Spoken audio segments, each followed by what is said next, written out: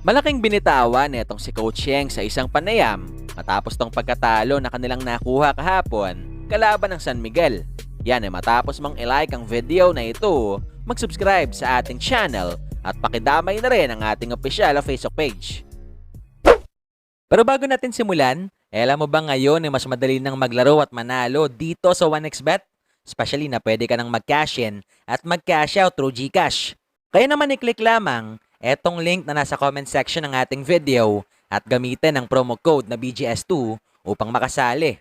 Isama pa natin na pwede mo na rin i-download etong kanilang official app para sa mas malalaking papremyo na nag-aantay sa'yo. Kahapon nga mga bulero, opisyal lang nagsimula itong ikalawang araw ng quarterfinals this Commissioner's Cup.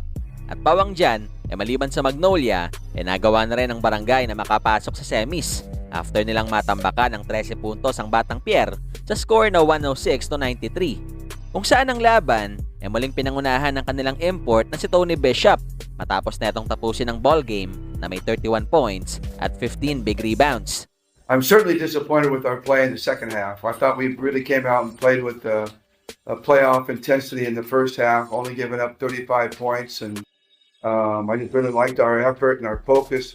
Second half, we came out, was a little bit sloppy. We weren't getting back well on defense.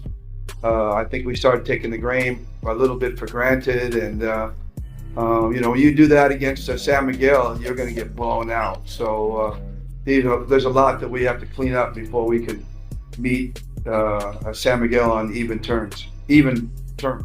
Samantala sa kabilang banda, maliban nga sa barangay, kahapon nagawa na rin ng SMB na makapasok sa semifinals after nilang talunin sa isang dikit na laban ng Ross 127-122. Pero sa kabila ng pagkatalo, sa isang panayam kay Coach Yeng matapos ang laban, nanatiling positibo itong si Yao sa kabila ng maagang pagkalaglag ng kanyang koponan sa playoff bracket. It was a good run for us. Maybe if 3 had gotten in earlier, maybe we would not be in a twice to beat situation.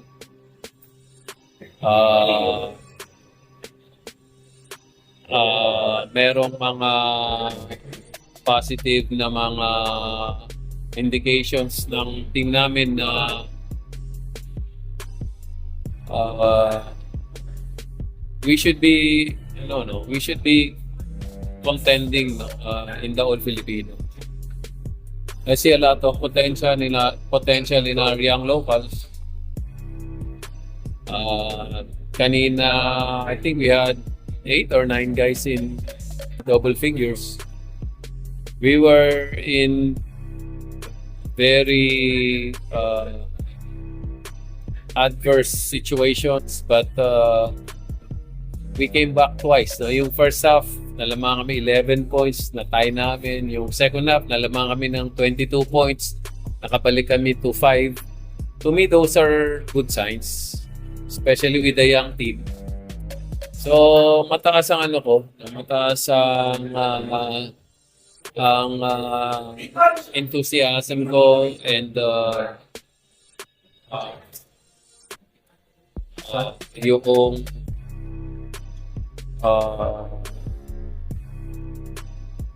anticipation ko na gagaling pa tong team na to, mag-i-improve kami.